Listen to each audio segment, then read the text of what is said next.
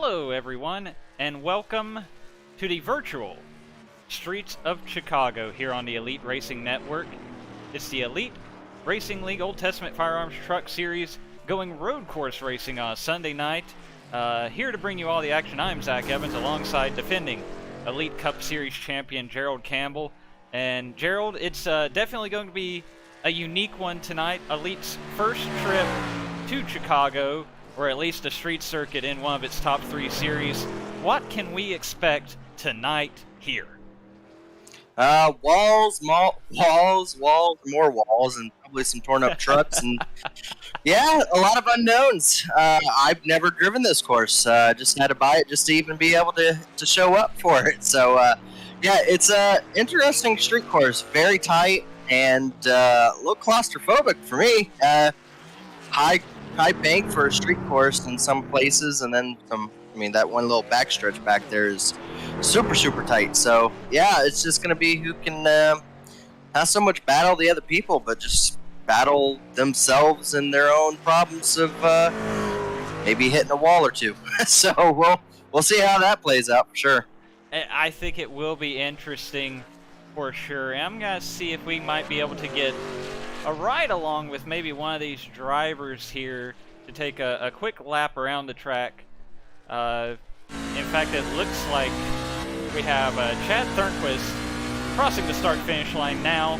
Hard braking left-hander on the East Balboa Drive takes you back towards the shoreline of Lake Michigan here, and then it'll be a hard right-hander onto the fastest part of the track. After you come out of turn 2 here, all the way down facing the Field Museum here, all the way up the second, third, fourth gear before you finally get to the double right-handers at turn 4 and turn 5. Here you hear him hard on the brakes as he approaches these two right-hand corners. There is a little bit of runoff on the left if you happen to blow that braking area. And this brings you back onto Columbus Drive. And you, as you can see, driving towards the Chicago skyline. Again, hard on the brakes before this left-hander. And this is probably one of the most deceptive parts of the track. You have this bridge here that goes over the Metro rail line, which actually creates a downhill braking zone into this right-hander. Very easy to blow this corner, and then you're just tiptoeing through here in this plaza or Congress Plaza, usually second gear, barely on the throttle, going through this little bend. Again, another tight sequence of corners before you go into this right-hander. That brings you on to Jackson Drive, again back over the bridge, over the rail line, and to the final right-hander, which brings you to the pit straight back to Columbus Drive. And we'll see where Chad clocks in here, wrapping up this lap. And it looks like it's going to be good enough to keep him in second place. It does not look like he was able to knock Sean Ryan off the top spot at this point. So we're about halfway through this 10-minute qualifying session, but there is a lap for those unfamiliar with the Chicago street circuit. Gerald, I know we were talking before the race. You hadn't even seen this track in iRacing form yet. Yeah. So there you go. There's your tour. What do you think? I can't even argue with you if you did it right or not. To be honest with you, it all sounded too good for me. I have no idea. So we're gonna go with that. It sounded good, so I'm gonna go with what you said there. It's definitely on board Chad Thernquist, who's trying to get back up into the battle with Scott Crump for the points lead for the regular season. It looked pretty good, so I mean, Chad's obviously done some laps here. Chad is battling Scott Crump right now. Scott Crump's the points leader, and who is going to be one position behind him. So looks like qualifying has wrapped up here, and I'll let you set the field. All right, let's take a look at our starting lineup on the front row. Sean Ryan was fastest. Chad Thernquist starting in position number 2. In row 2, Scott Crump. You mentioned one of those points contenders alongside Chad Frankenfield. Always very tough to beat on the road courses here in Elite Racing Leagues. Then we move on. Row 3, Corey Abbott, Harrison Talon. Row 4, Tyler Dixon and Michael Goodman. Good qualifying run there for old Goody. Row 5, Brent Jones, Ryan Barbieri to round out the top 10. Then we have Sam Boutwell into number 47, starting 11th. Zishan Dura outside row number 12 or 6, and now it's yeah. So I know we have more than 12 trucks. We probably did not have more than 12 take time for qualifying. Show the grid hates me. Or complete qualifying for the mere fact that right. if you get an X in qualifying, there's no time allowed. So when over half the field does not run a lap time and at a track where probably qualifying position is really important, that just kind of shows you just how difficult this track is. But after that, it's Alex Van der Sant in 13th. Hunter Smith is 14th. Alec Balvent is in 15th. Michael Husak is in 16th. Dustin Durs in 17th. Bobby Moore, 18th. Tobby Bourne is going to be in 19th. Bronson Stafford is going to be in 20th. Shane Therian is going to be in 21st. Kyle Walgren is going to be in 22nd. William Harrington is going to be in 23rd. Alexander Gray, 24th. Dylan Jones, 25th. And 26th, and rounding out the field here is going to be Anthony Ludi. And we'll go with that. Anthony, Okay. If we got your name wrong, yell at us get somebody to yell at us in the YouTube chat and or get with us after the race. So, the pace vehicle? It's weird seeing a Porsche or some kind of sports car leading an Elite Racing League field around the track, but that's what you get in road course racing. Begins the pace lap to start tonight's Team Challenge Arizona Grand Prix. And don't worry, folks, we are not that geographically confused here in Elite. Team Challenge Arizona is the sponsor of tonight's race in Chicago, so let me take this chance before we get started to tell you about Team Challenge Arizona. They provide youth, adults, and families with an effective faith-based solution to life-controlling problems. In order to become productive members of society, Team Challenge Arizona endeavors to help people become mentally sound, emotionally balanced, socially adjusted, physically well, and spiritually alive. So thank you to Team Challenge Arizona for sponsoring tonight's event here in the Old Testament Firearms Truck Series. Sounded good. Yeah. Oh, one thing we're going to have to note here is that there's going to be no cautions other than stage ends. So we apologize if we don't catch your wreck. It's probably because there's one of many of them, and iRacing doesn't show us all of them. So, yeah, we'll try to catch all the action as we see. It gets spread out on a road course, and probably more so on a street course. So, luckily, we'll have those stage ends to kind of tighten up the field. We'll have 2 of those tonight. That's going to play some strategy and definitely kind of chop up the field into, how you design to do your pit stops. If you're going to do it before the pit stop or before the stage ends or not. But you see them coming over that steep hill there. That's pretty steep for a street course. There's definitely, for a street circuit especially, there's a fair amount of elevation changes. So that's something I think it catches some people by surprise going around this track. It's not even a necessarily very hilly part of the country, you would think, but it definitely can catch you by surprise, some of these uphill and downhill braking zones. So here we go, entering the final corner. Here in just a little bit, we'll see that pace car duck off to the right-hand side, and we'll be ready to go green in the first stage, 10 laps long, here in the Team Challenge Arizona Grand Prix. There you see the pace car take off. Sean Ryan, Chad Thornquist leading them to the green. Gonna be a slow crawl probably until there you see the flagman waving the green flag, and we are racing here at Chicago. Oh yeah, you're going to see some checkups, people not really sure where everyone's braking point is, just trying to make sure they don't knock the front bumper off the very first turn. But yeah, so far, clean start, and definitely, wow, Chad Thornquist with a very strong move there to take the lead. It's going to be very interesting, I think, tonight, especially with some of the big names we saw skip qualifying altogether. You got to see some names charging from the rear of the field, and you've got some names that we're not used to talking about a lot, frankly, up here in the Elite Racing Leagues, who are just really good on road courses, as well as some of our familiar names who are just really good all-around drivers here in the league. Definitely Chad Thornquist, a name we've talked about a lot this season in the Old Testament Firearms Truck Series, jumping out to the early lead. Well, Chad got his first win at Texas just a couple weeks ago, and he's wanting to try to go after his teammate Scott Crump for that points lead. So this is how you do it. Even though Scott Crump is in third, you just got to go out there and try to get as many points as you can. There's stage points, so he's trying to go for as many points as he can go for at this stage. But so far, clean start all around.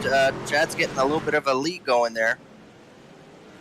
It's hilarious. I just looked over at my event log here in the scoring software we use for this broadcast, and it's warning me that lots of guys are driving slowly. Well, you have to when you get to these hard right-hand corners. You know, it's definitely not a walk in the park, shall we say?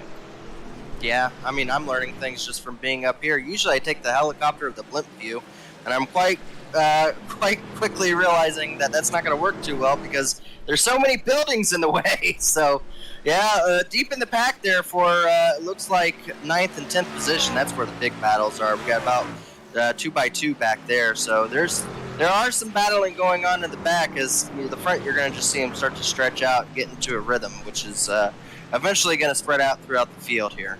It does look like we might have had one incident further back in the field. I'm going to see if we can pull that up really quickly here on the replay.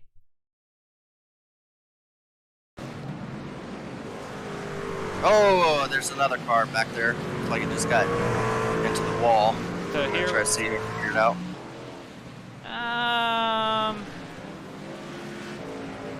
Which one did you spot here?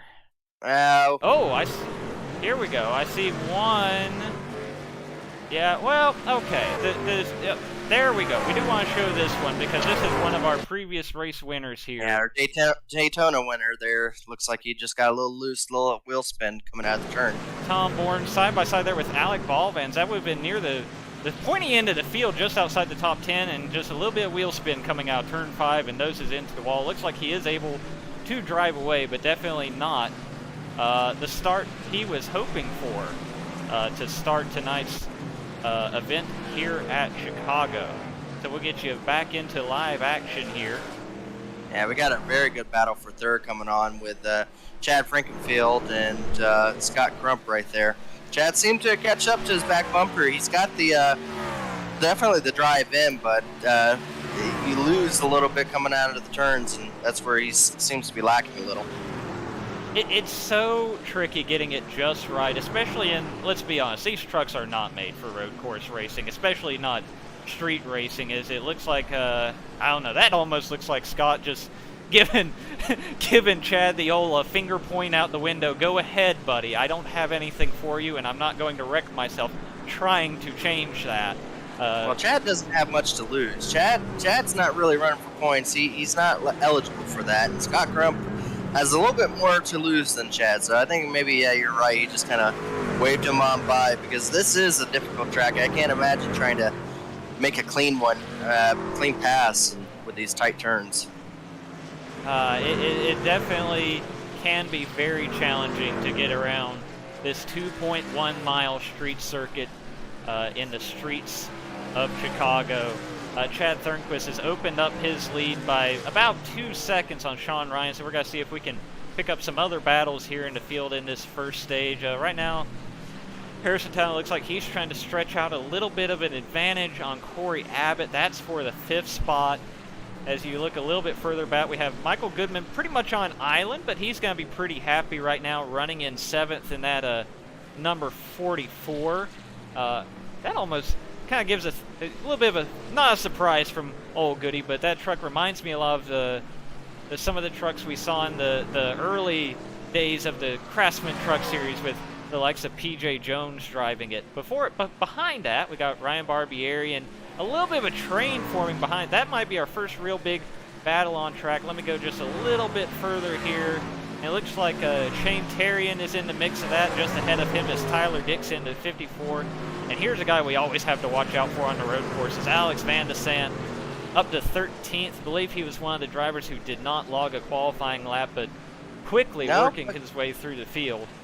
Yeah, he right now the biggest mover definitely looks like Shane Therian. He's started in 21st, and he's already worked his way up almost into the outside of the top 10 there.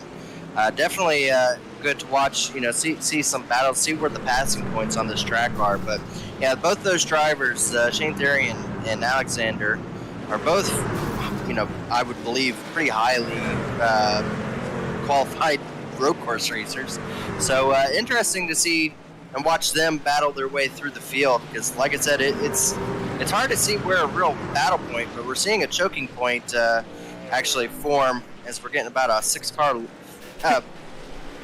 stack up there. Yeah, it looks like we've got quite the train forming here behind Ryan Barbieri in that number 46. And he's taken off to the right-hand side here. That's Hunter Smith in a 0-4 that's going to take the peak on the inside going into turn number 1, ends up ducking back in line, so nothing doing there, but Ryan Barbieri has some rear end damage. I'm not sure if someone gave him the old boot. Yeah, well, now I can say for sure. The boot was given. The boot was definitely given. We know for sure it happened. We don't know if it happened before, but we know it happened now. Hunter Smith up to 8th. And Bronson Stafford was able to also follow through, and I think Stafford got, boy, I don't know if that was the place to make that move, but he made it work. Bronson Stafford is now going to have the 8th spot if he can clear Hunter Smith, and he does. The battle's not done yet. I don't think we're done seeing the boot given. As Shane Therian makes a move on the inside of Barbarelli, as well as Alexander seems to try to want to get the outside working. But yeah, like I said, I mean, this is kind of what I expected. There's not a lot of ways to really make a pass other than might have to move someone. Oh, this is a really sketchy place to go side by side. Yeah. And, lots of wheel spin there for the 46 of Barbieri. I don't think the back tires of Barbarelli's truck is very happy with him right now. He's had that back end come around on him a few times under gas, so it's easy to say that he's probably already gotten rid of the good out of them.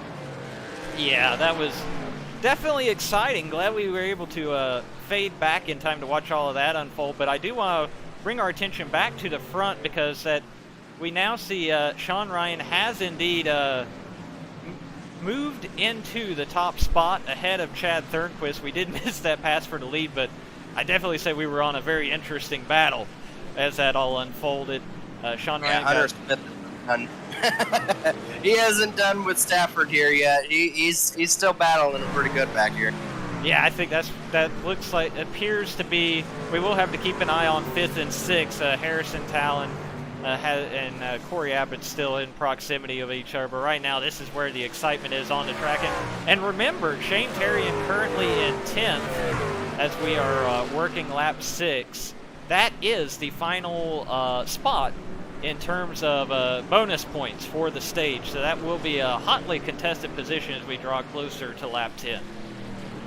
Yeah, they're both catching up to Goodman right here. As Goodman so far has a pretty clean truck. I think that's what he's kind of focusing on, but he might need to be looking in that rearview mirror here shortly. And we say this is a battle for 7th, 8th, and 9th. That's already 30 seconds behind the leader. So you can already imagine that, just battling, for a short while with some of these guys, it's holding these guys up quite a bit. We're only 6 laps in, and to be 30 seconds behind a leader, I mean, that's quite substantial. And here we see the peak up the inside coming out of the final corner for Bronson Stafford. I think he's going to have the spot here, and I don't think Michael Goodman's going to put up a whole lot of a fight. Both Bronson Stafford and Hunter's, actually Goodman's going to just let this whole train roll through. He's not even going to try to fight for these stage points against some of these guys. Falls back to 11th. So that's Bronson Stafford up to 7th, Hunter Smith 8th, Shane Therian 9th, and Alex Van de Sant in 10th. Let's take a quick look at the YouTube chat. We do have Josh Personette chiming in. With a track like this, how do you balance trying to have speed versus keeping the truck clean? Granted, I never have speed, so it's a very easy question for me. I just try to keep the truck clean. But Gerald, you're a little bit better at this iRacing thing than me. How do you approach a race like this? Well, this just applies to any road course for me. I don't know if it's any different with a street course, but essentially what you're wanting to do is just be clean on your shifting. You want to be able to downshift. You definitely don't want to start over driving it. The worst thing you could do is, as people are still bumping each other here, the one thing you want to do is absolutely just try to make sure you drive it clean, and the speed will come to you. You see some of these drivers starting to fall off because they've just started gassing it too hard. If you just focus on just being able to apply the brake and the pedal softly and just make sure that you're not pushing it past your point of no return, the truck will handle with you as you go along. But it's easier said than done. That's it comes with experience. So, per the rules here in the Elite Racing League, of course, we have the stage break coming up on lap 10. The pits close before each stage. It looks like, and again, he's playing a different game than the rest of the field, but Chad Frankenfield did take that advantage to come down pit road before the pits closed.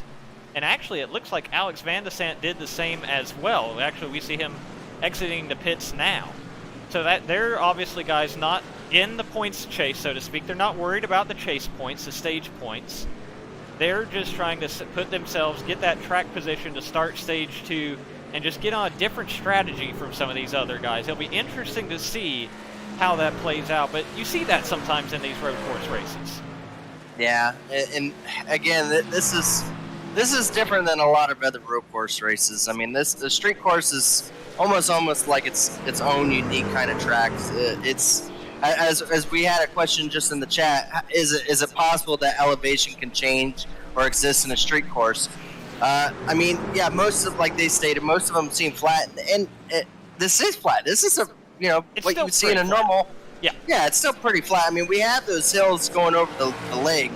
I think all that does is add some more, difficulty upon braking, because that hill comes right going into a braking point. So I can see that obviously affecting your braking, because your downhill braking, you might overdrive it a little bit. But flat tracks here, I don't really ever see them ever having a banking track, because I never drive down the road to go to work and go around 20% banking anywhere. But it'd be interesting to see if that's ever a real thing in real life for normal day traffic to go through. Right. I mean, I think probably when you think of street circuits, obviously a couple of the most famous are Monaco and Long Beach. Of course, Monaco has a lot of uphill, downhill, even some blind corners. Long Beach, of course, the uphill to take you towards the back stretch. It's not unheard of. But I think in the case, but with those, it's so drastic, you obviously notice it as you're driving through it. For here, it's, like I say, it's just the little areas like this bridge, we see this battle going over here now, where you don't even notice it that much in the cockpit until you're trying to stop the truck for this right-hander while going that slightest bit downhill. And it means you have to approach it just slightly different than the other corners on this track. It's just, that's where I think it's not even so much, it's just deceptive enough that it can lure you into a mistake if you're not careful. Yeah, I agree with you, absolutely. One thing I'm noticing, did Chad Frankenfield, he must have just pitted, because he's back in 9th here.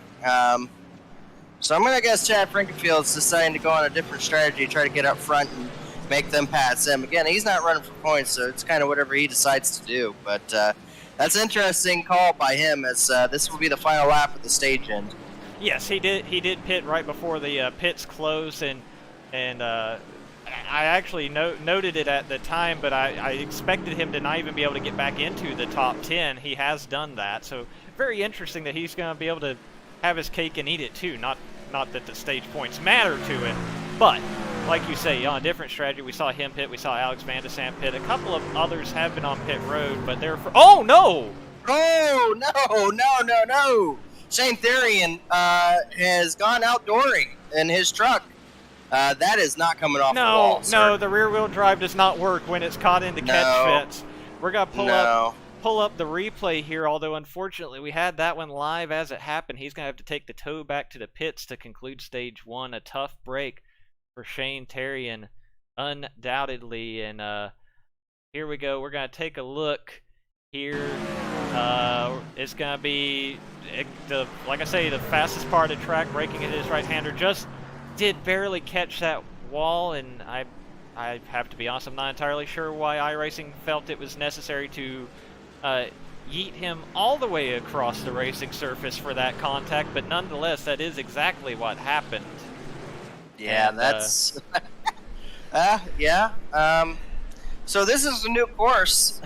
So there's probably some unpolished areas, and that might be just one of them, as he just becomes the new decor of Chicagoland, or Chicago's root course here. He probably wishes we were at Chicagoland right now. Yeah. But that happened just before we reached the end of stage number 1. So now you see the field behind the iRacing Pace vehicle. Sean Ryan, your stage winner here in stage number 1. We're going to take a quick break for one of our premier partners here in Elite, and by the time it's over, we're probably going to see some guys pitting, so stay tuned.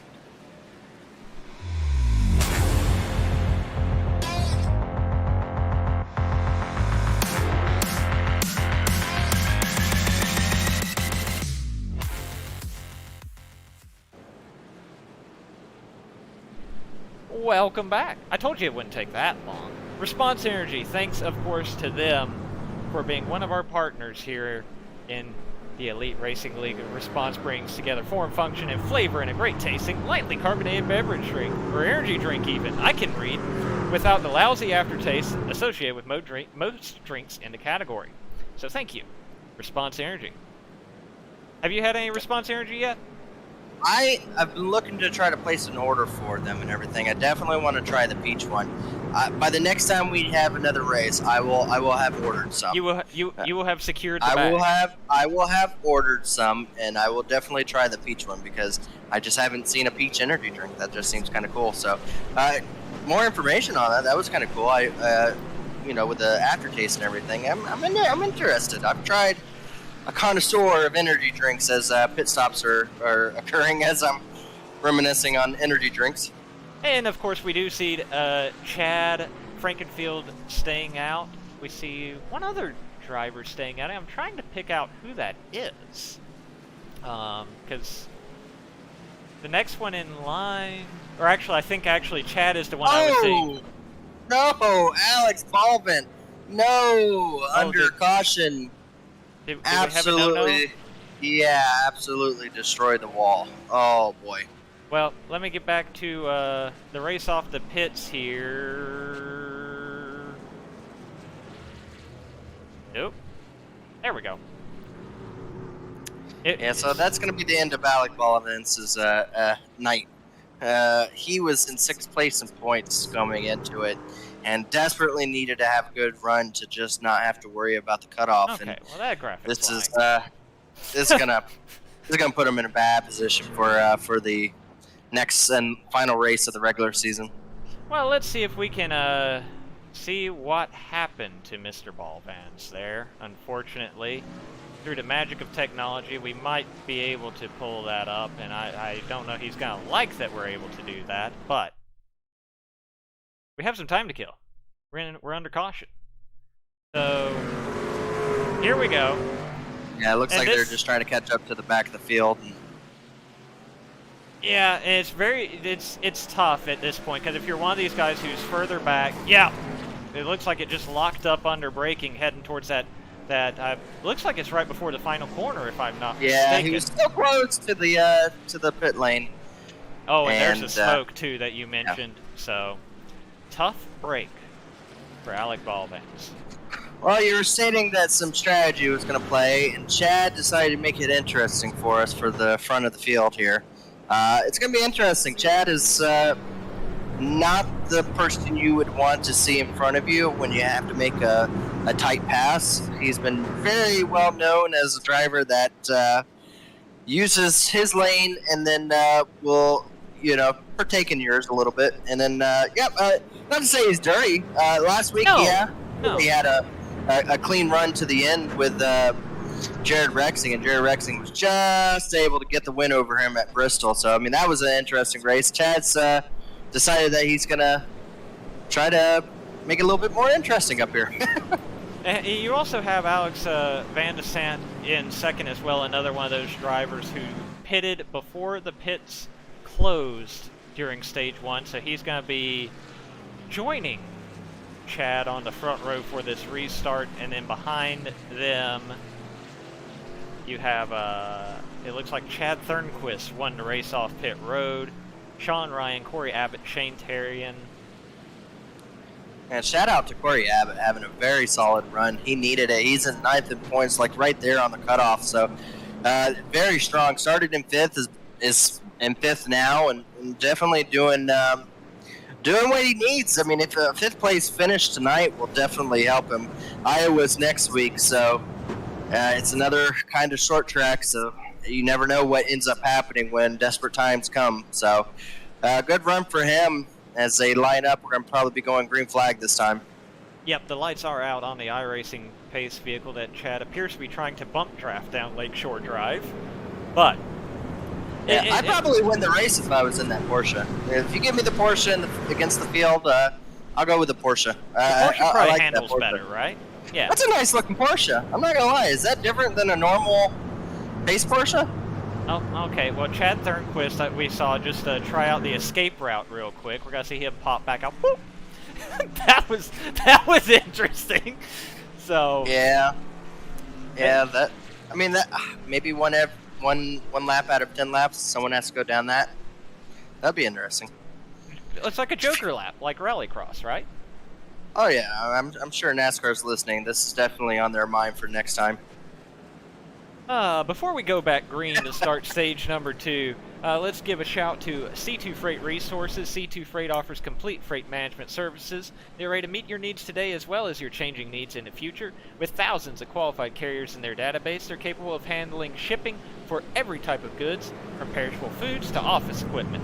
Whatever you need to ship, they have access to the necessary equipment, including flatbeds, double drops, vans, tankers, refrigerated equipment, multi-axle, heavy haulers, dump trucks, auto carriers, intermodal containers, and more.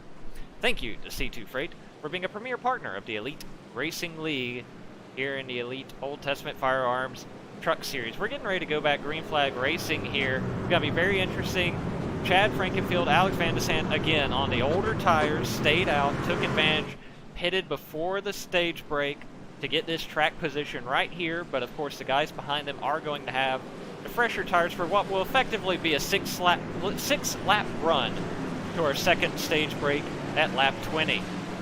Around the final corner, Porsche pace vehicle off the track. Chad Frankenfield already on the loud pedal. Green flag is out. We're back racing as he head towards turn number 1. Yeah, Chad took off there. He didn't want to be any part of this. He wanted to get out to an early lead here. And who can blame him? Yeah, that's for sure. Off they go into turn number 2. Frankenfield, Van de Sant, Thernquist. Looks like some guys get a little out of shape coming out of 2, but everything's all right. Chad Thernquist running 3rd.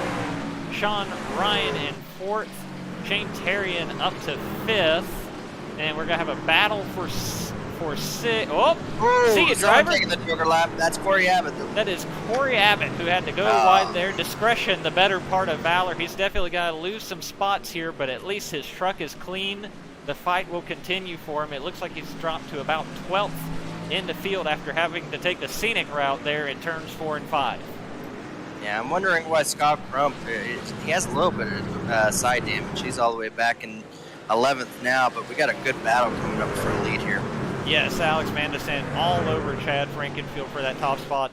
Van de Sant, definitely one of the top road course racers in Elite. He's in that conversation with a Chad Frankenfield, with an R.C. Enerson, who is not with us tonight. As guys that you always have to watch out for on the road courses. If memory serves me right, Alex actually won when the Truck Series was at Sonoma last season. I know he won in the Cup Series at Circuit of the Americas this season. Definitely one of the guys we have to keep an eye on tonight, and he's showing why right now. Oh, yeah. You see Alex, he's setting him up, trying to get deep into the turns. It's going to be interesting to see where exactly, again, I'm not sure on this track where the passing points really are, especially with the top-tier drivers where you might not see as many, well, we're going to see one here for 3rd, it looks like. A good battle with Chad Thornquist and Ryan Sheen. Yeah, Sean Ryan definitely had the peak there, but thought better of it going through before they got to turns 4 and 5, but definitely sizing up Chad Thornquist for that third spot.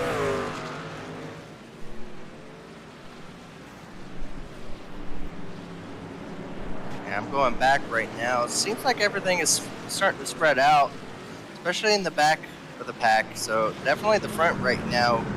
Chad stacking it up a little bit with those older tires. It seems to be the best battle that we have so far. Oh, yeah, we got a couple of them that might have just got the wall a little bit there.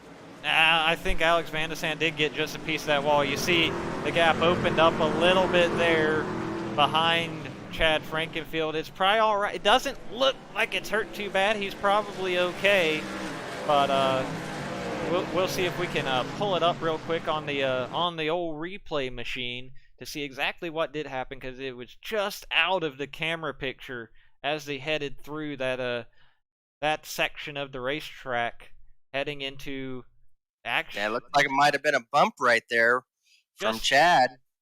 Yeah, it looked like there was probably just a little bit of contact there going into the plaza. Got a little squirrely with a little bit of contact from Chad Thornquist, but they managed to gather it back up and continue on. So we'll go back to the live action now, and Van de Sande has wasted no time in catching right back up to Chad Frankenfield, undeterred by that little episode, and he's going to go right back to challenging for the top spot.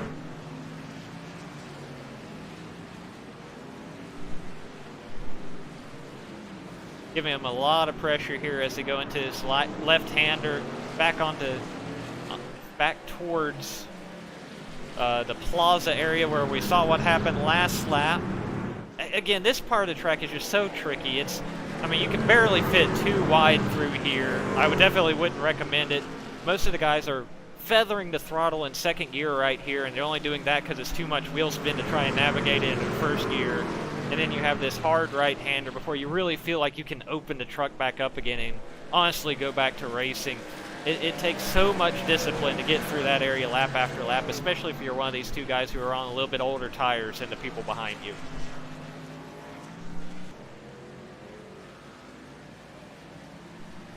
Yeah, this is kind of what I thought.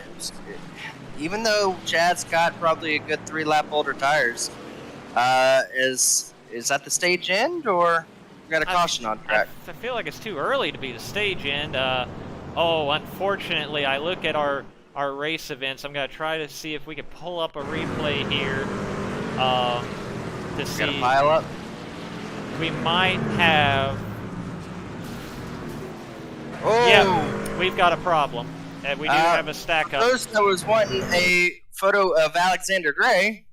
There you go. Unfortunately, it was not exactly the picture you were probably wanting. We are going to get Alexander Gray on the screen here. It's a side-by-side battle going into turn number 7. I will click the right button here in a little bit. That tight right-hander after the bridge, side-by-side with Brent Jones. It does not work out. And Brent Jones ends up stuck right here. Track is blocked as it by Elite's policy in this case is yeah, that's the problem is once you have a track blockage, they will throw a manual yellow in a road course race. We see Brent Jones taking the tow there, unfortunately for him. But that you don't usually see the cautions in the road course races, but it was more likely to happen here because of the possibility of a track blockage, and that is exactly what we saw there. The Elite Racing League officials making the call in that case due to the track blockage to throw the yellow flag. And that I wonder if that's gonna bring us, if they're gonna call this a stage. I don't think so. I don't think they can call that a stage. I mean, we're only, well, maybe. I mean, we're on lap 18. This would be interesting to see exactly what they decide to do. If this is going to be the stage end, or if this is a good opportunity for for strategy. I mean, we've got what, the end of stage is lap 20. You said lap 20. So yeah. So maybe the end of the stage. If not, this is definitely going to throw a lot of strategy into it, because essentially, if it's not, we're more likely only have one lap of green. And see, that's the thing. I don't think they can get back green before lap 20, so usually in that case, they will go ahead and call it. It's just a little bit awkward having it on a road course, because, I mean, especially in this case, I don't even know if they're going to catch... Yeah, there's pit entry there. So by the time they come back around, it's going to be lap 20 that pit road will even open. So I feel like they have to call this a stage here, unfortunately. But that should set up an exciting run to the finish. And there we see the pace vehicle. Yeah, there's the pace car. I think in this instance, the pace car probably had to put the brakes on for the field to catch him. Right. Because if I was to believe so, that Porsche would probably outrun him. So, regardless, what we have right now is Chad Frankenfield leading, Alex Van de Sande in second, Chad Thornquist in third, Sean Ryan in fourth, Shane Terrian in fifth, Harrison Talon in sixth, Scott Crump in seventh, Michael Goodman eighth, Corey Abbott ninth, Ryan Barbieri in the 10th spot. Then 11th, Zishan Dura, Tyler Dixon in 12th, Alec Balvans in 13th, which, I'll be honest, I'm surprised to even see him on track at this stage after his close to stage 1, but congratulations to him and his pit crew on that. 14th, Kyle Walgren, 15th, Tom Bourne, 16th, Hunter Smith, 17th, Michael Hosick, 18th, Alex Gray, 19th, Sam Boutwell, 20th, Anthony Ludi, 21st, Brent Jones, and then it looks like off the track we have 22nd, Bronson Stafford, 23rd, Dylan Jones, 24th, Dusty Dewar, and 25th, Brody Moore. Yeah, well, it's interesting. I mean, there's only 16 guys on the lead lap, so. Oh, okay. It helps if you actually go live, by the way. Oh, yeah. So, leaders are on pit road. So we've got that going for us. Let's see if I can actually go to the correct pit exit camera. There we go. And it looks like, okay, there was one truck that got out ahead of. That might have been... He's a lap down. That was my support set. Okay, I was about to say, I believe that was a lap down truck. I believe Chad Frankenfield did win the race off of pit road amongst the leaders. So.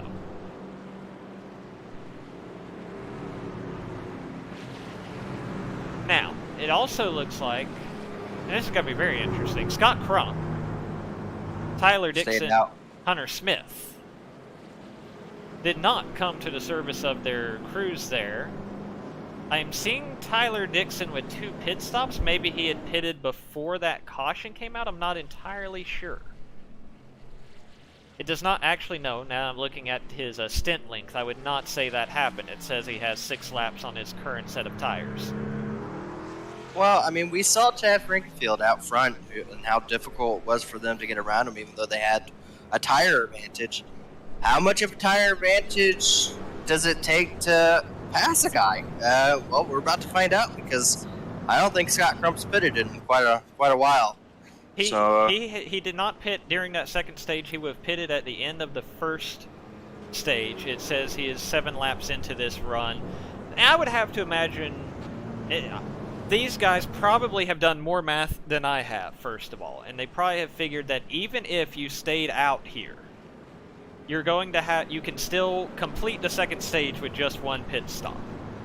So I would believe so, with how slow a lot of these turns are. Right. And it's only, what, a minute and 30-second time to get around the racetrack. Yeah, you probably are pretty good on fuel. I don't think fuel is much of the issue, as much as I'm thinking that those rear tires probably get really unhappy. Yeah. Right. It's definitely, as long as, if they've taken care of the old rear tires and not buzzed them too much, they might be in position to make this alternate strategy work where they get the track position. Well, Tyler Dixon is pitting now, but Scott Crump and Hunter Smith appear to be in a position where they're going to try to take advantage of this track position like we saw Chad Frankenfield and Alex Van de Sande do in the second stage. And then they're probably going to pit earlier than the rest of the gang in this final stage. but hope that this alternate strategy works out for them. It'll be very interesting to see how this all unfolds. That's the beauty of road course racing, right? That you get to see these different strategies, and it really adds a wrinkle to the way the race plays out that we just don't see in a lot of the oval races. Yeah, I will say with the stages, some people hate them, some people like them. It's added a little bit because, I mean, if we just look back to the first stage, Chad Thornquist, he had himself just an easy night going there. I mean, he was quite a distance out in front, and now you look at him, he's all the way back in like 5th or 6th. So, I mean, yeah, 6th place. So it's definitely thrown a lot of things into this. As far as, you know, it's a road course, what you would normally see in any other kind of series versus what a NASCAR series has. So it's interesting to see how this plays out. Again, how much of a tire advantage it takes to actually complete a pass, well, you know, well, we're about to find out. Again, watching the Old Testament Firearms Truck Series here on the Elite Racing Network. Old Testament Firearms. They pledge to honor God in the provision of quality firearms, accessories, and all at the best value possible with customer service that goes beyond expectations. Thank you to Old Testament Firearms for sponsoring the Elite Racing League Truck Series, as we are watching the 6th race of the 2021B season here on the streets of Chicago, or the virtual streets of Chicago, as it were. Zach Evans alongside Gerald Campbell as we get ready to bring a close to this one. Halfway to go into Teen Challenge Arizona Grand Prix.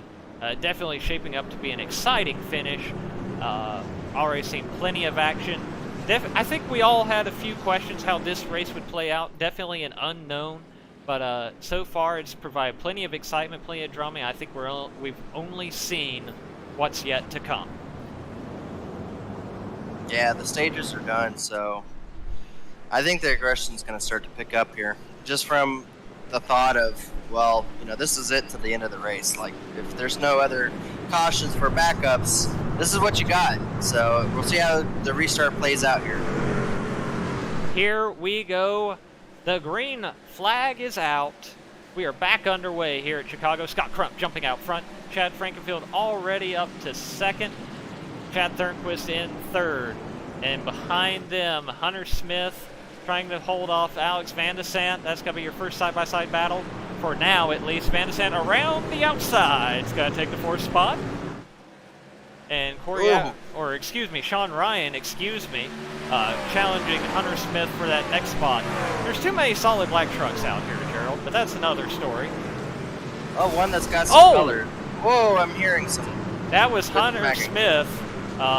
Something, I don't know if that was a money shift while slowing down for turn 4 or what, but that truck has lost all power and pulled off to the right-hand side at the exit of turn 5. It looks like he's going to have to take the dreaded tow back to pit lane. Indeed he does. What an unfortunate end to his strong run. As we go back to the leaders, we see Scott Crump leading the way, but he's about to have a whole lot of company, I think. Yeah, they're right behind. You got Chad Frankenfield, and we saw Scott give Chad the spot. I don't think we're going to see that again. I don't think spots are going to be just given at this late stage. We'll just have to find out if how much Scott Crump's been saving in those rear tires, if he's going to be sliding them out. But right now, so far, it's kind of stacked up the fast guys right behind him. That's not what you want to see in the rear view mirror. I mean, some fast road course racers and some pretty aggressive drivers all lined up in the mirror of that number 90 truck. Takes a wide stance into turn number 1, and I'm telling you, he got a pretty good run out of there. And right now, Chad Frankenfield can't focus too much on Scott Crump because he's got a mirror full of Chad Thornquist. Yeah, Chad Thornquist, our pole sitter, or I think he finished. No, he was up there, but he led for the most part of this. He qualified 2nd. He led most of the first run here, but yeah, he's right on Chad Frankenfield's back bumper. It's just where you're going to be able to complete the pass is going to be what's on his mind right now.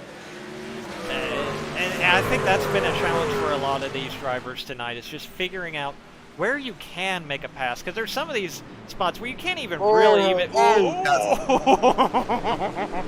Yeah, got Chad really Frankenfield tight was on the there. brakes a little early there. I don't think any of the other guys behind him were quite expecting that. They were definitely all on the binders coming into turn 6 there. Well, see, I will say that camera in particular, it seems like if you even brush the wall through there, as Scott Crump appeared to do, the mic just picks it up like it sounds like you went in there at 120 and tore down the wall. I don't For us, think it sounds like they just smack it just head on, and yeah, they just barely brush it. But yeah, this is exactly what Scott Crump was wanting: Chad Frankenfield to be battling and kind of having them focus on their own battle while he tries to lay down some good quality laps and just try to get some distance on them. And this is where it really becomes just as much mental as anything. Hitting your marks, not spinning the tires. The more you spin the tires, the less you're gonna have at the end of this race. As far as the old traction in the rear end department. Speaking of traction in the rear end department, I think Chad Frankenfield was having a little help from Chad. Yeah, it's hard to have traction when you got it up in the air, and it's not much you can do. But we do have a battle here finally for third. Is Van der Sant's underneath Chad Thornquist. Oh, it's so tight going into those turns. Yeah, so tight. And they're still side by side for 2 turns, and they're keeping it going. Very smooth and so far clean. They managed to make it through 4 and 5 side by side. Van der Sant with the lunge heading into turn 6, but he wasn't able to clear it. They're going to go side by side here as well. They're now over the bridge, over the Metro line as they head towards turn 7. This is where we saw that incident earlier with Alex Gray and Brent Jones. Oh, yeah. Van der That's Sant not a turn you want to be side by side for sure. Yeah, that's a tough turn to even be going single file as it is. But you see how much time they lost just battling. Chad Frankenfield able to get out to about a 10 truck length lead over them. That was about as far as I believe they could have taken that battle before some hurt feelings. Fortunately, for both of those drivers, Van der Sant able to clear Thornquist and move into that 3rd spot. So there's your top 5 all lined up relatively nose to tail. And just behind that, it looks like Corey Abbott has moved into the 6th spot ahead of Ryan Barbieri. We're going to get back up to this top 5 scrum. I think you're going to see a couple of battles shaping up here. Alex Van der Sant. That Thornquist is sideways going into that turn. He's pushing it. He's getting desperate at this point. He's seen that, I don't know if he's just started to lose some grip, but he's just got past. And I don't think he likes that. I think he wants to get back up there and battle. Oh, as he misses, he's going to have to go through the chicane. Turnquist taking the scenic route will drop him to 5th, and he almost got a little too much wheel spin coming out of, we'll call it turn 5B, but nonetheless he falls back into line in the 5th spot. Sean Ryan up to 4th after avoiding we'll say the detour by Chad Thornquist going through turns 4 and 5. So that settles that battle. Now we turn our attention to 2nd and 3rd. Chad Frankenfield, Alex Van der Sant. Again, that's the battle for 2nd. I think they're even closing back in on Scott Crump a little bit here. So we might have a 3-truck battle for the lead here shortly. Well, one place I'm seeing Alexander Van der Sant getting some speed is coming out of the turns. He's able to lay down some power. He goes out wide, but just stops before getting in that wall. He's able to lay down some impressive times. He just dives it in there. Oh, another truck length farther than the rest of the field, it looks like. Alex posted one of his hot laps in the league Discord earlier today, more as a reference point for some drivers who might be unfamiliar with the circuit, kind of offering a helping hand. But I'll be honest, I was watching the whole time and wondering how somebody can push one of these trucks as hard as Alex does without just ending everything? up. He was showing more than enough for me to know I'm not as good as him. So whether it was all of it, I don't know, but it was more than enough to know that this guy knows how to get one of these vehicles around a road course. And of course, he's one of the familiar names in the IndyCar circles as well here on iRacing. One of the top guys anytime you see one of those cars on track. So it's been a little bit of a transition for him learning the fender side of things here in Elite, but he's definitely no slouch when they get on the road courses. Now the question comes, do you think Chad's going to play the bumper on Scott Crump? has Chad ever shied away from putting the bumper on anybody? So we're gonna probably just keep up here until we see a resolution. I am afraid to look away from these top 4 right now, and I wonder when we'll see Scott Crump dive onto pit road. I don't think we're there yet, but I have to think, obviously, he's probably going to do so sooner than the people behind him, especially since Hunter Smith is not in this picture at this point. Oh, we got a deep dive bomb. Oh, by Sheen Ryan. Oh, wow, he makes it stick. That was a great move going into the very first turn. And he might be able to have a switch around here, maybe. No. He tried it, but got just a little too much wheel spin. You could even see the tire marks he laid down exiting turn number 2, trying to get that exact. You can tell he was going for that over-under, that crossover you spoke of, and just couldn't get the power to stick as he made the exit off turn 2. Oh, wow. So do you actually believe that there's going to be another pit stop coming here, or are they able to make it all the way? You know, you might be. I don't know, actually. You might be onto something there. This might just be a race to the finish. I'm used, frankly, to the Grand National Series, the SMRA Productions Grand National Series on Mondays and the JoinAPS.com Cup Series on Wednesdays, where admittedly the races are longer and you absolutely cannot make those final stages without pitting. But maybe in the Truck Series with the shorter races you can. So we'll see. That's got to be something to watch. I'll be honest, you might have outsmarted me there. Yeah, I think we might be done on pit stops here just by the whole reasoning that, you know, if they still had to pit, I would have thought Chad Thornquist would have pitted way earlier, and I haven't seen a pit stop yet. You would see some people wanting to try to get an early pit stop in. So far, we haven't seen anyone. So if I had to believe, this is probably the race till that we'll see till the end as we come across 13 laps left to go. 13 laps to go here in the Teen Challenge Arizona Grand Prix on the Chicago Street Circuit. They work around one of the FRN trucks off the pace. I believe that was Tom Bourne, who we saw win at Daytona. Oh, they were able to get him out of the woods? Yeah, apparently they were able to extricate him from Grant Park's woods there and get him back into action, but obviously his chance at a win done and dusted. So as we watch this, continue to watch this battle of the top 4, Scott Crump leading the way. Oh, we do have a bump back there. Oh, man. That turn right there just sets up for some very hard diving in. As you saw the 9 get into the back of Alexander right there, it just that's been a theme right there in that turn, just over driving it into it. That whole second section, honestly, from about turn 6 to about here, it's very easy to find yourself in that kind of predicament, and there's not a lot of room for error. That's the nature of street racing in general, but that especially seems to be the case on this Chicago circuit. It's been entertaining to watch, but it's not nearly as entertaining, I assure you, from the cockpit, because it's a lot of close quarters racing.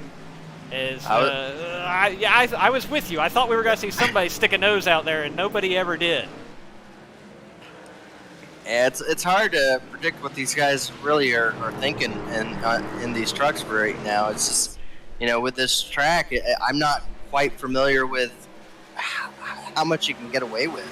You can dive it in, but there's give and take, and sometimes that wall will take a lot more than you gave. So it's been tight racing. These 4 have been right on each other's back bumper for the last 3 laps here, and it's been great racing. A lot better than I'm sure a lot of people were thinking that a street course would have provided. But I mean, this has proven to be an entertaining race. You see Alexander, look!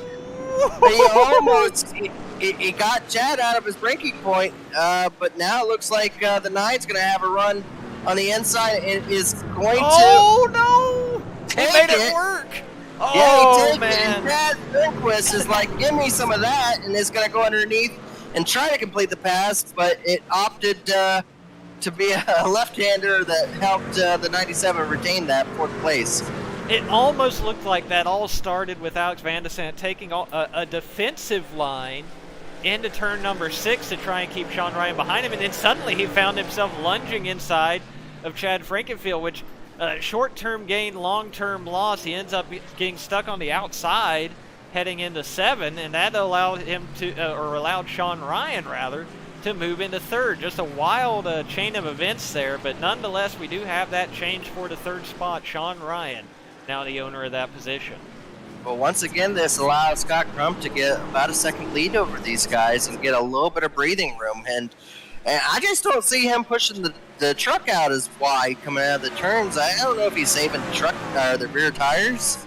But he's been smooth. Again, he has the older tires, but they just can't seem to get around a smooth driving. Oh, boy. Yeah, Chad is, I think, said goodbye to his rear tires because I think they're about gone at this point. So here comes back to the old pit or not to pit question. Are the tires going to hold up for another 11 laps of this? Sean Ryan got a piece of the wall there coming out of turn 6 as they head towards 7. Another side-by-side. Make contact! Squeezed into the wall! Oh, Chad did not want to give up the spot and unfortunately put himself in the wall. And now he's in. Oh! He's junked these other trucks here. And there's the caution. He absolutely didn't want to give it up. Yeah, you're going to see pit stops now. There's no question. You got to get those tires. But these guys have to be careful trying to get around Chad as he Austin powered it here. Yeah, this is about the worst spot you could be sideways. Definitely a good call by the iRacing stewards, or the Elite Racing League official, rather, to probably throw the caution there to allow Chad Frankenfield to right himself without any further calamity. But we'll go back and take a look at the replay here while the field catches back up. Yeah, Chad's tire's done. He's done for the day. His tire's pointing in the wrong direction there. And we'll go back to the beginning of all that happened.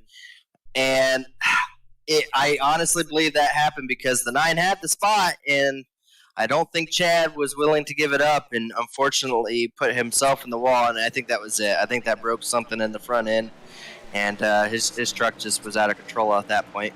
So here we go. This is heading into the left-hander turn 6. Sean Ryan on the right-hand side. Chad Frankenfield on the inside. And you see there, Sean Ryan gets ahead as they head towards turn 7 to right-hander. A little bit squirrely from Frankenfield under braking. Really probably tried to force the issue a little bit to stay into position. Unable to do so. Tries to drive away. Wheel spin there, and that was really what did him in. A hard hit into the wall going through Congress Plaza, and that's when you saw the caution. You're going to have two sides of the story going in there. It's about kind of like a situation with Max Verstappen versus Hamilton. You're going to have people yelling at each other for who is at fault there, but, does the 9 take his room away? Obviously going out to the end. Was it the 9's room to be given or taken away? Should Chad have given it up at that point? It's hard to really say. Again, these drivers are coming down to the end of this thing, and until that happened, there was no sight of a caution coming or for them to restack it. So Chad's thought of a win was going out the window as soon as the 9 made that pass.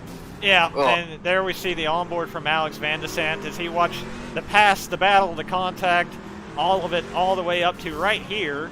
Even Chad Thornquist getting into Chad Frankenfield after he got sideways through Congress Plaza. So definitely a wild sequence of events for some of our guys who are contending for the win here in the Teen Challenge Arizona Grand Prix. As we'll rejoin the field behind the pace car. It looks like they're actually closing in on the end of the lap, so we're about to get the million-dollar question answered. Do you pit? Do you stay out? Survey says... Wow, you don't pit. Alex Van de Sant's the first. Said no. Wow. Yep, Alex Van de Sant, the first to duck onto pit road. It looks like Harrison Talon coming down pit road. A couple others behind them, but staying out, we see Scott Crump, we see Sean Ryan, we see Chad Thornquist, Corey Abbott as well. All I got to say to that is watch out going into turn 1. That very sharp turn going into there. Are we going to see someone lock it up? Because they're going to be going into that turn that they haven't been going for the last 15 laps. They haven't been going at that certain speed. So the braking point's going to be completely different when they go into that turn. So turn 1's going to be interesting with these old tires. I just don't know if I'm myself I don't know. I thought tires were more important. Maybe passing really is that difficult. Boy, I feel like with some of the slipping and sliding we saw over those last few laps before that caution, you'd be begging for tires right now. But apparently the people holding the steering wheels up front feel slightly differently about it. It's going to be very interesting to see. By the time some of these guys are either lap down trucks or wave around trucks or whatever, we're going to have to get them kind of sorted out before we really see what we've got. But I believe Alex Van de Sant's going to be in about the 5th spot. And yeah, I mean, there's only 11. Yeah. There's only 11 trucks on the lead lap. I mean, even if you're the only one to go down pit road, I don't know. I just see, I would have gotten tires if I was somebody. 11 trucks on the lead lap. Even if it doesn't work out, you still got a top 10 in sight. So, we'll see. Which do we have a number as far as who's the first? It was Alexander. Alex was the first off pit road, and we can report Chad Thurquist did pit there, and he has dropped into the YouTube chat to say his day has also done too much damage from that contact with Chad Frankenfield going through the 8, 9, 10 complex there. Tough break for him. So that's another guy that, you know, might have or would have been in contention for this win. I think, now I might be wrong here because there's a couple of trucks right now that are in between Corey Abbott and Alex Van de Sant. According to our scoring, Alex should be in 4th. It looks like the 2 trucks kind of in between them are Brent Jones, who is several laps down, and let me see if I can ID the other one here. That's the 61 of Bronson Stafford, who is 15 laps down. Will be in 4th place. Yeah, that's rather close for a person if you're up front and you're looking back. 3 drivers stay out, and I just don't know.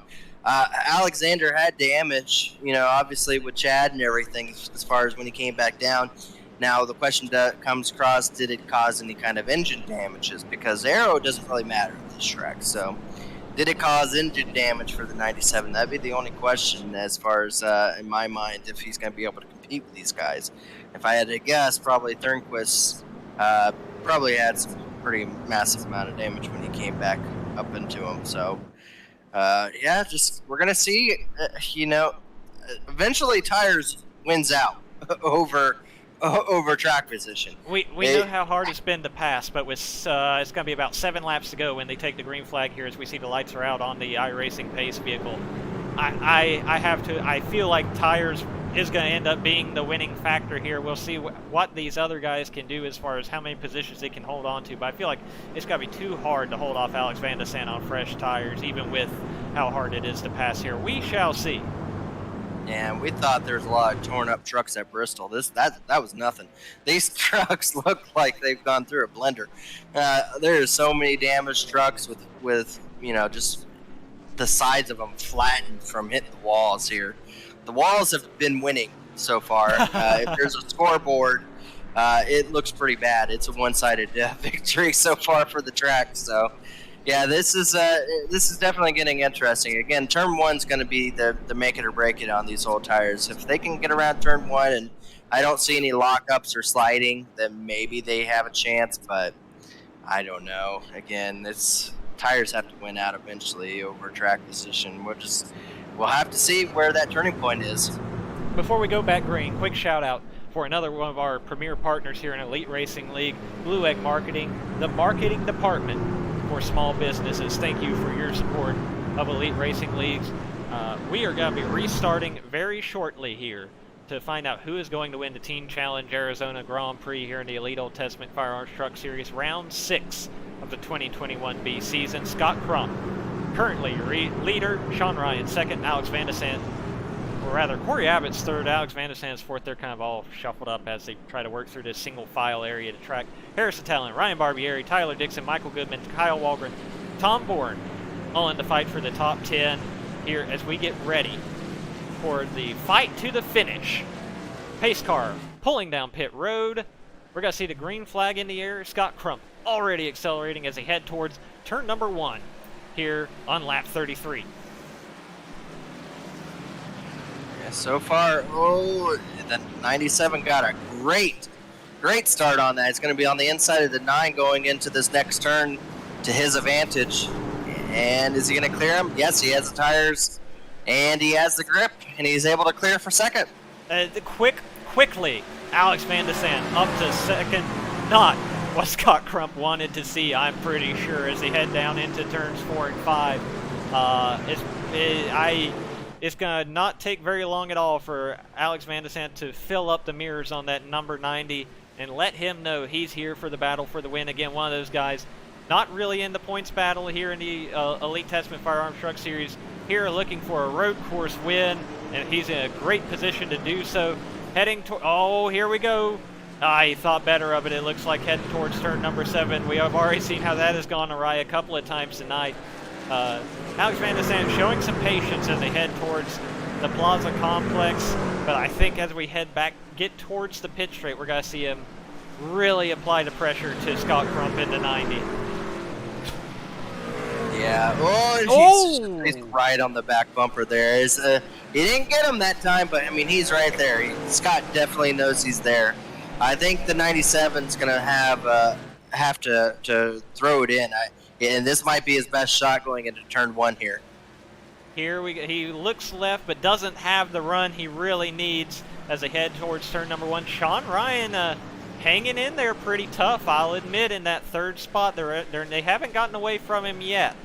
So into turn number 2, we'll see if Alex Van de Sant can get the run. Sideways. A bump there. Yeah, he got him a little bump there to be able to get to his outside. Scott Crump is going to have the advantage going into this turn, but, oh, man, he's going to have to give it up here, I think. A little bit of contact. Yeah, Scott Crump didn't want to give it up either. And there you have it, Alex Van de Sant into the lead. This is going to open the door for Sean Ryan. He's got to try to challenge for second from Scott Crump. He doesn't want to see the win just drive away just yet. I think he's going to have to clear into turn number 6. Realizes the win might be out of the question, so I think he's gone back to points racing again here. So Sean Ryan into the second spot. Oh my gosh, these guys. Man, these guys are on the limit, no doubt. Yeah, they are definitely they're pushing it going into these turns right now. They are super aggressive. Man, just driving absolutely on the edge here in these trucks with the Elite Racing League. Alex Van de Sant's lead already more than a second. I have a feeling with those fresh tires, he's going to check out with great haste. But here's another one of those guys that did pit under that caution. Harrison Talon, he's got to challenge Scott Crump for a spot on the podium, it looks like, as we head towards turn number 1. He's showing plenty of pace in that number 51. Yeah, definitely. I mean, super clean truck to his benefit. I mean, I don't see the numbers rubbed off it or anything like that. So, I mean, he's done what he needed to just to come in here and have a good run. And I think if you would have told him he was going to have a top 3, he'd probably been pretty happy with that.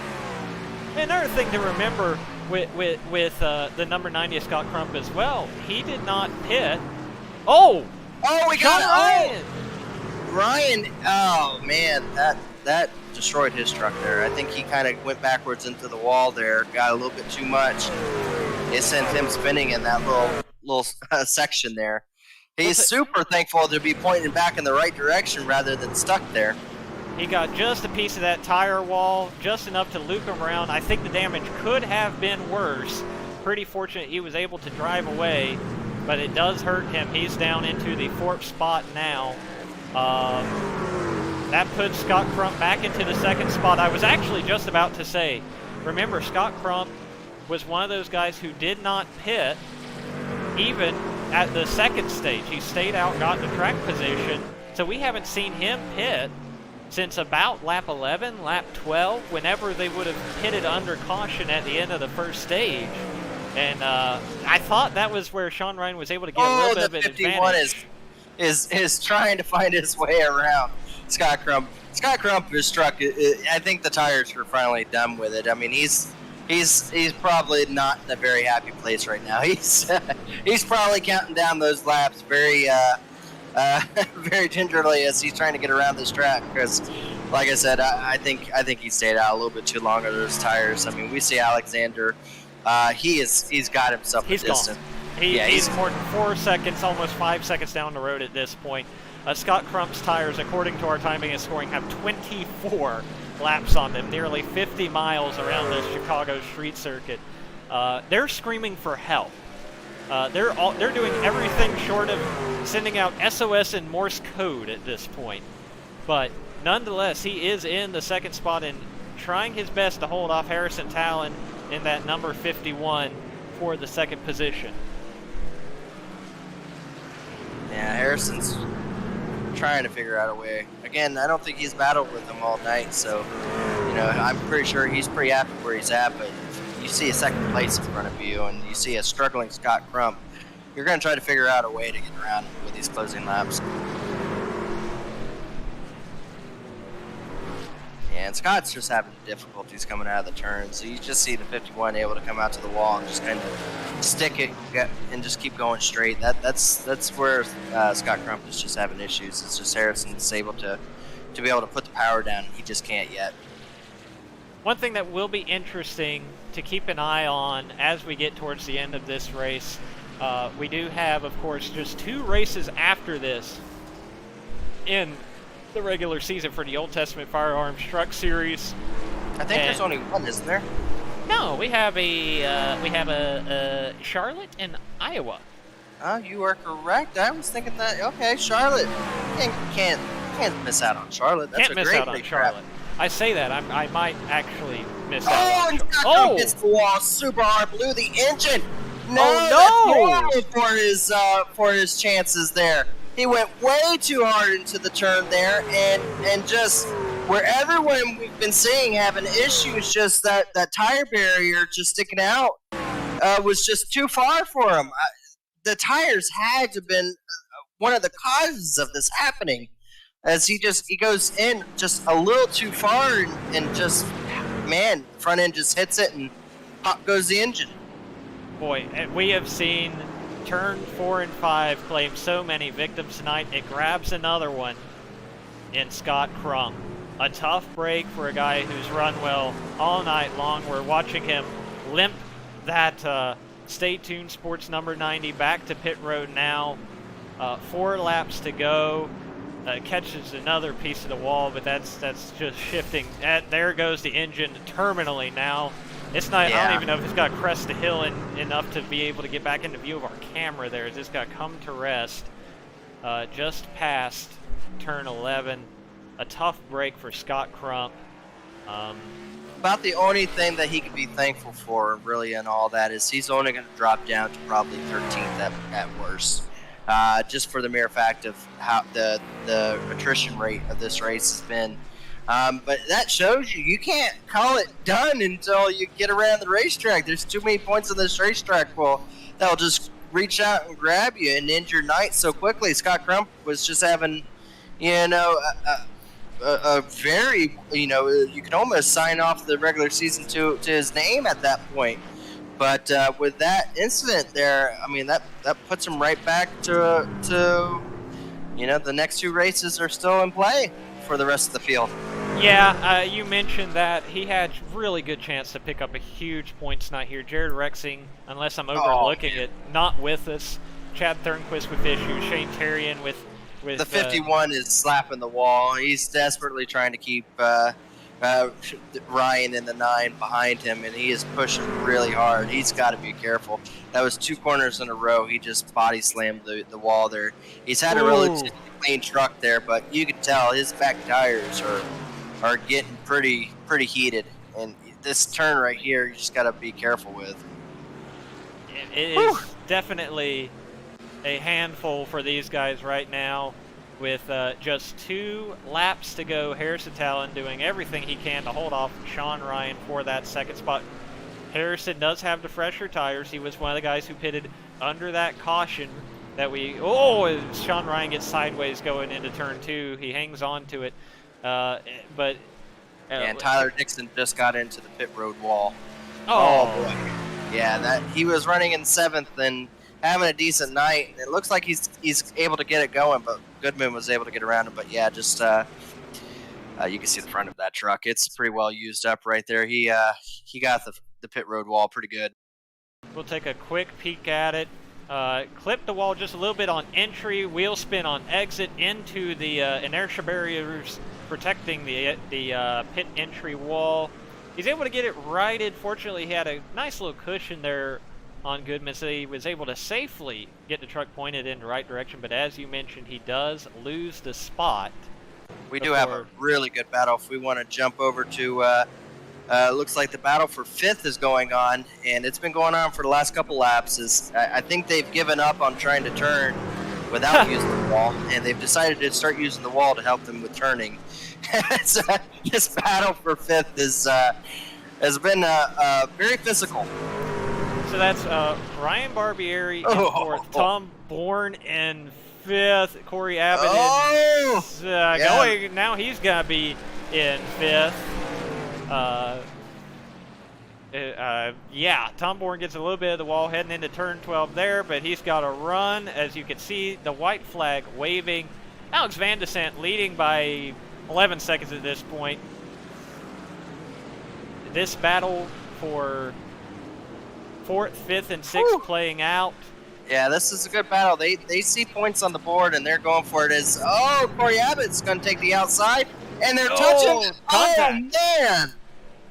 Oh, Corey had the outside, and it was able to keep it going straight, and I think he's going to take off from those two. But as you stated, Alex Van der Sant's pretty much can coast it at this point with the lead he's got. I'm trying to bounce between about 3 different things at once right now as we see Tom Bourne throw it to the... Oh, there's the wall! There's the wall! Oh, boy. Oh, man. They're acting like these trucks aren't going to be used ever again. They're going hard. I think they've both been a little frustrated at this point. They're not going to be done. Oh, man. Alex Van de Sant. And we got the 9 battling with the 51 coming into the turn. Oh, he's going to bump him. Oh, man, we got a bunch of battling here. The 51's in the wall a little bit. The 9 is going to be right there as they're going to be coming to the final couple corners here. Is he going to be able to get another run on him? The 51 back tires are definitely used up. Oh, lock up from the 9 heading into the final corner. Alex Van de Sant, of course, the winner. Harrison Talon's going to hang on for 2nd. Sean Ryan in 3rd. Corey Abbott 4th. Oh, Ryan Barbieri in smoke. Blown up. He's blown up. But Tom Bourne's... There's Tom Bourne. Tom Tom Bourne's in the wall. Them. They've both come to a stop. Oh, the Tom Bourne's into the wall. But he's able to keep going. His engine isn't blown, but unfortunately, Barbarelli is not going anywhere.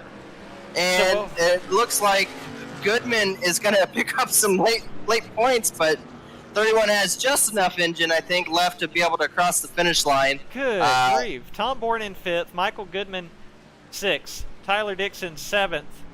Ryan Barbieri still, I believe he's taken the tow at this point, so Sam Boutwell is currently scored 9th. He hasn't even passed where Barbieri towed from, but he's going to end up 8th. Yeah, right about here. We're going to have 8 drivers finish the race here on the lead lap. Well, wow.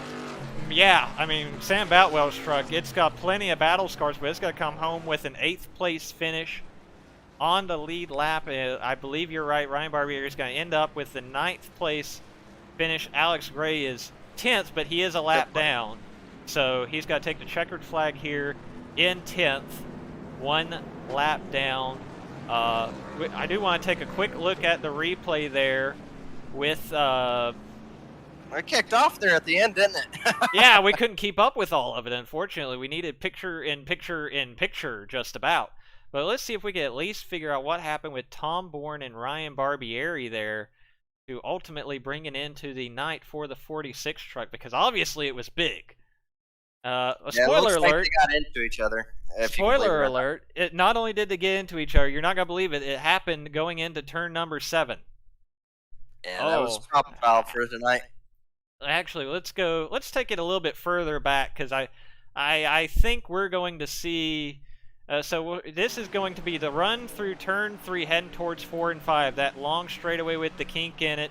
You're going to see just a little bit, maybe net code, but definitely close racing between the 31 and the 46. 31 takes a dive in on turn 5. That's where we saw them in live action squeeze each other into the wall. I have a feeling that Ryan Barbieri was not happy at this point. They're side by side going into 6. A little bit of contact there, but they get away from it. Now they're headed towards turn 7 over to Metro Bridge. 31 just. Oh my goodness! 31 got into the wall, bounces into How the is his 46. engine not blown up? Somehow, I have no idea. Yeah. the 31 is able to limp away from that, but that you saw immediately the issues for Barbieri. He tries to limp it back home, was not able to make it to the finish line, and that is how the night ended. Good grief. So now let's look at the results, shall we? Yeah. As hopefully some drivers will join us in the waiting room. Until then, Alex Van de Sant, after all of that, is your winner of the Team Challenge Arizona Grand Prix. Harrison Talon 2nd, Sean Ryan 3rd, Corey Abbott 4th, Tom Bourne 5th, Michael Goodman 6th, Tyler Dixon 7th, Sam Boutwell coming home 8th, Ryan Barbieri 9th, Alex Gray rounding out the top 10. 11th, Scott Crump. 12th, Kyle Walgren. 13th, Michael Hosick. 14th, Chad Thernquist. 15th, Chad Frankenfield. 16th, Brent Jones. 17th, Zishan Ura. 18th, Shane Terrian. 19th, Hunter Smith. 20th, Bronson Stafford. Rounding out the field, 21st, Alec Balvins. 22nd, Anthony Ludi. 23rd, Dylan Jones. 24th, Dustin Dewar. 25th, Brody Moore. William Harrington scored in 26. He did not actually start the race. That's why he's showing 41 laps down in a 40-lap race. Obviously, that's mathematically impossible. So there you have it. Those are our results here, as we do have some drivers filing into the interview room. Let's start with our 3rd place finisher. If I can operate technology properly. There we go. Sean Ryan joining us here in the Elite Racing Network booth. 3rd place finish. Sean, first off, that last stage as a whole, just crazy, and you found yourself in the thick of it after the decision to kind of stay out there at the 2nd stage break and give yourself that track position. What was it like being in the thick of it over those closing laps? It was the last yellow. It was a mistake to stay out. There was like 2 of us that stayed out, Scott and myself, and they just had tons of pace on us at the end. I wish I pit, but I didn't. But it was fun battling Harrison there and those guys. They put up a good fight, and it's hard to overtake, so it makes you work for it. Well, we see that you were coming into the night 5th in points, and you more likely end up picking up a little bit there. It was, as you mentioned, it was a mistake not taking tires there. It was also kind of difficult to determine when to take tires, for the mere fact that it looked like it was so difficult to actually make a pass, and more difficult to even complete it at that point.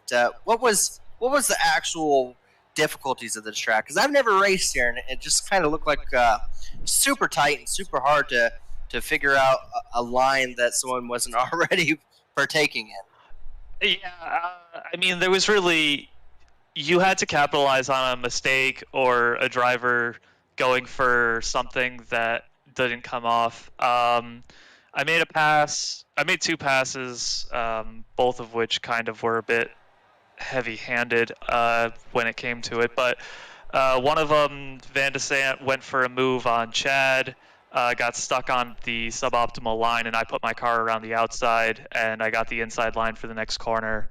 I ended up blowing the braking zone, and I made contact with him a little bit, but we both made it out of it. And then the second one, I think I got a good run on Chad in the same corner, got around the outside of him, and then we had a coming together there through the next corner. There's really not a lot of opportunity to pass. It's so hard. If you don't force your hand, then it's just never going to happen. So I took my chances. I went for them. They were a little bit rough. I apologize to Chad for the contact that happened between us. But, you know, it's kind of the nature of this track when you're not given any room, you know, between those 2 walls. It's just kind of inevitable almost. All right. Well, Sean, again, congratulations. Before we let you go, anybody you want to thank for this third place finish? Yeah, I'll thank Corey Abbott for putting the team together and making the liveries for us. I appreciate all that he does for us and making a hostess session for the two of us to get together and lap in. So. Well, congratulations on the third place. I'm pretty sure you take that after that little spin you had on the backstretch there at the end of the race. But yeah, we saw it. Don't worry about it. We saw it. But yeah, other than that, fantastic finish. Other than that, we'll have you hopefully back on for Charlotte and Iowa for the next couple races. You have yourself a wonderful night. Yeah, thanks, man. All right, so that's Sean Ryan coming home third. And second place, I bet this is going to be a real fun interview, Gerald. Yeah. Harrison Talon coming home second place here in the Teen Challenge Arizona Grand Prix. Harry, I didn't know you were a road course racer, bud. Yeah, a lot of practice on the F1 games. I mean, I think that helped. No, I like it. It's fun. It's a challenge for these trucks and the cars that we drive. And really, it just opens up a whole different range of skill sets that you have to use. And that's some guys that are fast on the ovals. You know, they might not be as fast on the road course. So it really opens up opportunity for a lot of these guys, including myself, to have a good run like this tonight. Well, we saw you have a pretty clean truck all the way going up until that final little point where balls in the wall and fenders didn't matter at the end of it all. So it wasn't too big of a deal when it came down to the end of it. But we saw up until that point you had a relatively clean truck. Was it more about keeping a clean truck at the beginning, or were you more worried about the track position? Because it was one or the other. It looked like people went really hard, and mistakes were obviously inevitable to be made where you got into the wall, or you just kind of backed up your turns and focused on keeping a clean truck underneath you. What was your strategy going into that at least that final bit? I want to keep a clean truck. I want to make sure I have as much drivability as possible. But I also want to make sure that I'm up. Give myself confidence that I can actually compete with guys in the top 5. So I want to make sure I could keep pace with them for the early part of the run, and then just settle into a groove, make sure I hit my marks, stay off the wall. I got it a couple times throughout the race, and then the end it was just I lit up the rear tires, and it was on from there. I overdrove the next corner. I don't know. I got so worried, but yeah, you really got to keep a clean truck throughout these ones. The cleaner the truck at the end, the better chance you have to win. So. Yeah, no, absolutely, fantastic run. I'm looking at your standings, and this was needed. This was absolutely needed for your chances of trying to get into the point standings. As you're roughly around 20 or 30 points out.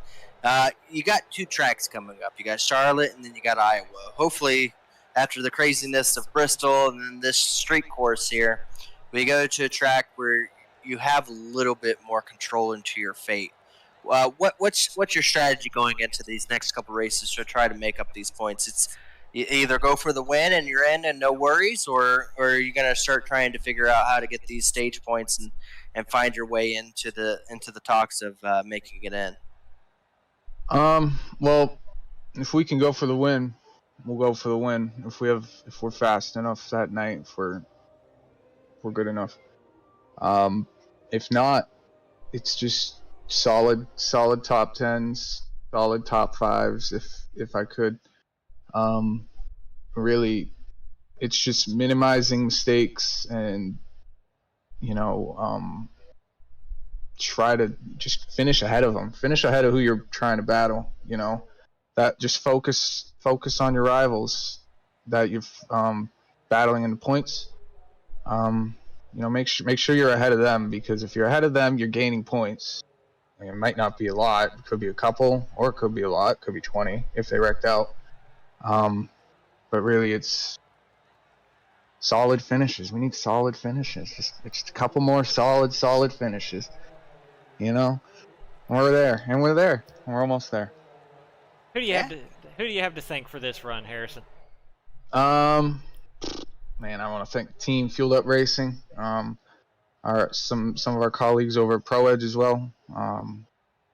Over in the road course program, they got David Tooker is really good. So he always gives us pointers on how to run these road courses, what to what to look for, and how the tires will react, to how much throttle input you give.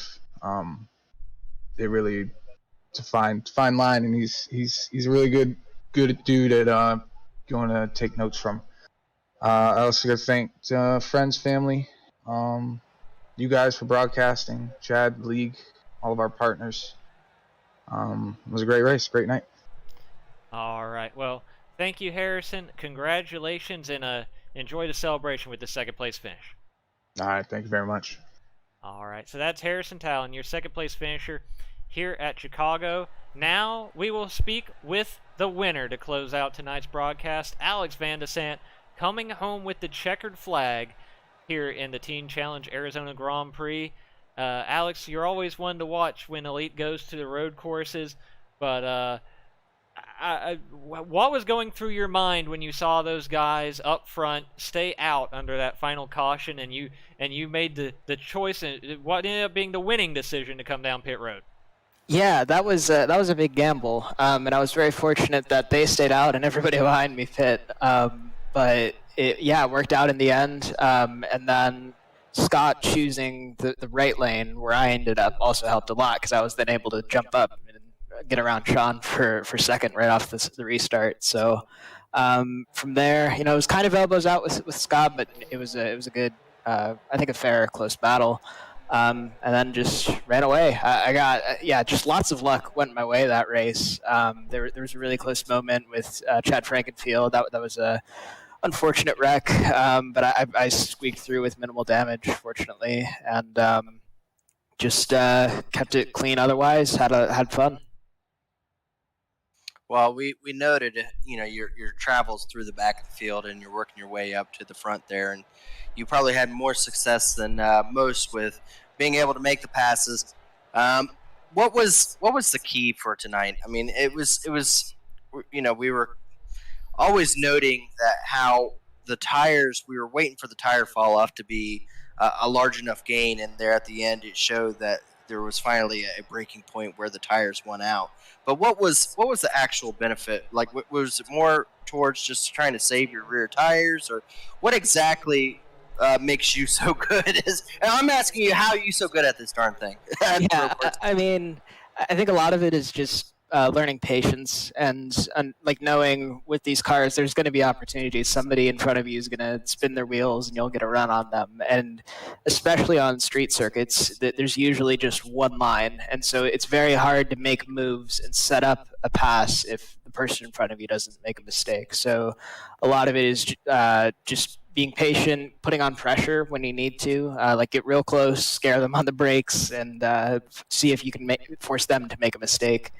And so there's a lot of that. And then, of course, taking care of the car is critical, especially the rear tires. With stock cars, there's more power than grip. So it's really easy to kill the rears, and then you're really screwed. So I've come a long way with all of that with my road driving. So that's, and of course, driving the Indy car like usual for me helps a lot with that. So just patience and go from there. Well, we see you're not really running for points for the season in the Truck Series.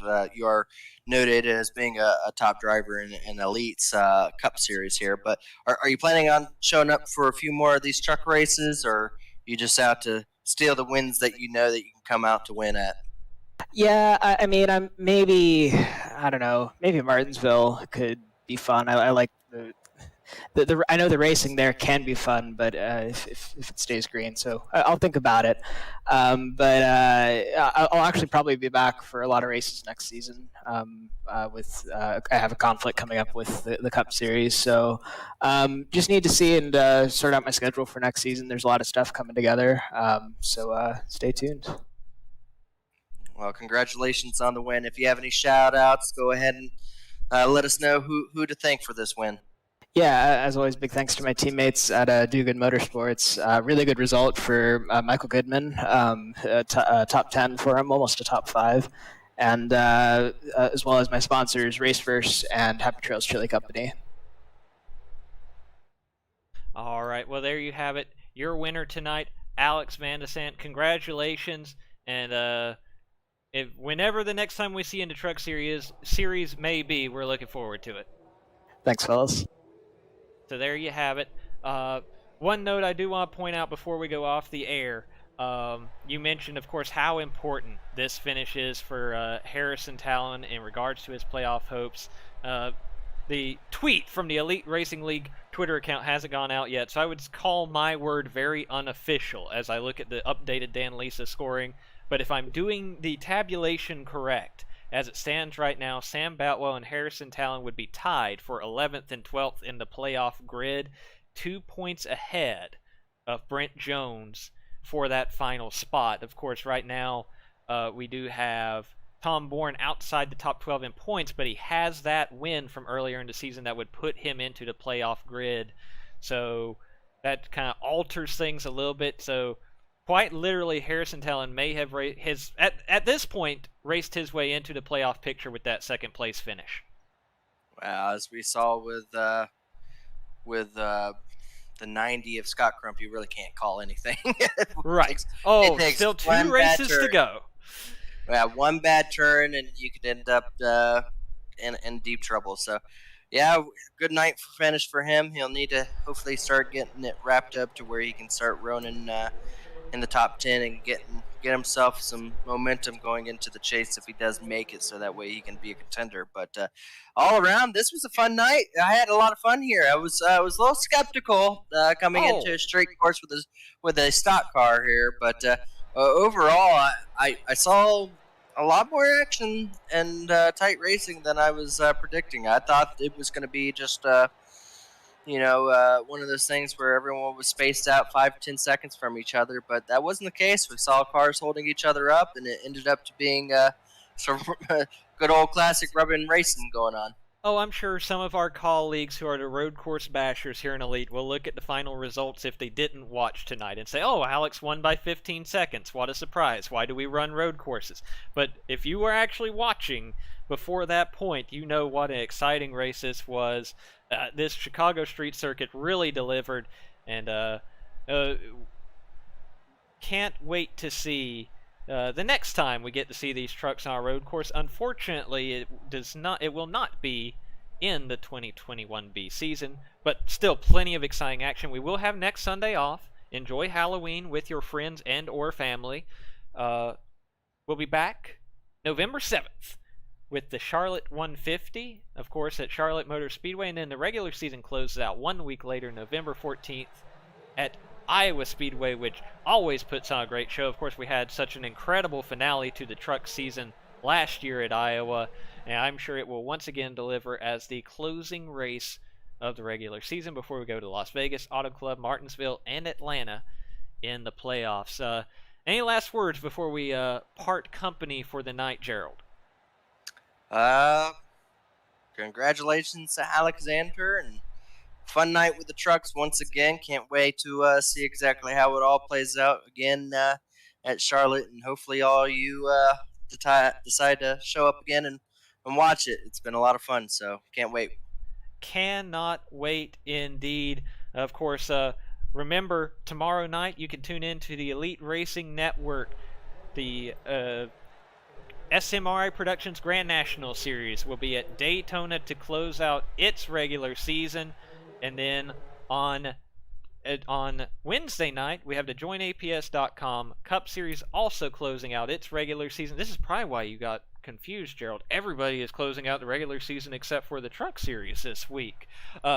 Teen Challenge Arizona 200 at Kansas Speedway to find out which drivers are going to be in the playoff battle for the Cup Series. Now that is this Wednesday night, October 27th.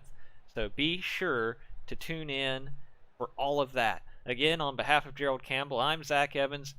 Bidding you farewell from the virtual streets of Chicago, congratulations to Alex Van de Sant on his win tonight. And be sure to join us next time when the Old Testament Firearms Truck Series takes to the track. Thanks for watching and good night.